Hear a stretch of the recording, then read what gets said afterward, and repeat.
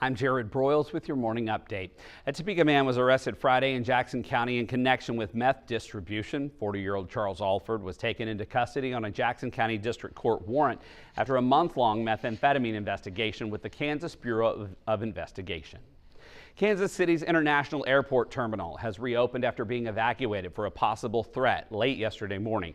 FBI Director Kash Patel says the threat was not credible, but flights were grounded. Roads to the airport were blocked and passengers waited on the tarmac for about 3 hours. A similar potential threat prompted an evacuation there on December 31st. That's a look at some of your 13 News This Morning updates. You can go to our website, WIBW.com, for more stories. Right now, here's Doug Myers with a look at the weather.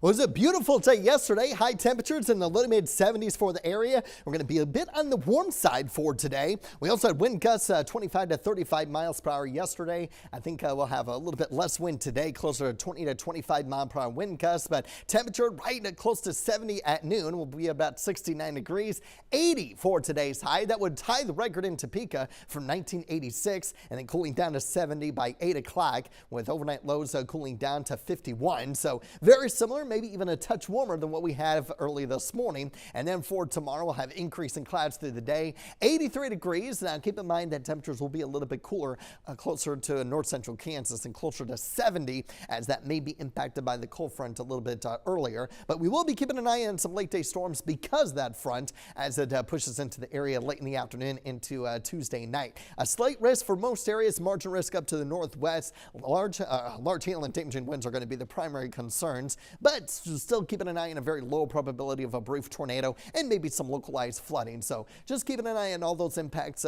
for tomorrow evening. And it is our best and only chance for storms or any sort of hazardous rainfall or precipitation for the week. Wednesday and Thursday starts getting a little bit cooler. Wednesday, 54 degrees, which is where we should be for this time of year. But with the winds Wednesday and Thursday, I think winds could be approaching 30 to 35 miles per hour with the wind gusts, maybe up to 40. And then Friday, mid 60s, upper 60s on Saturday before the next cold front pushes through by the second half of the weekend. As of now, I'm not thinking we're going to get any precipitation out of the weekend cold front, but temperatures get back in the mid 50s on Sunday and mid 40s on Monday. Lows not terrible over the next 7 nights, but I am keeping my eye on Thursday morning and also next Monday morning for the best opportunities to have temperatures getting below freezing for most, if not all, of northeast Kansas. So something that we're going to continue to keep an eye on over the course of the week, more specifically the severe weather risk for tomorrow evening.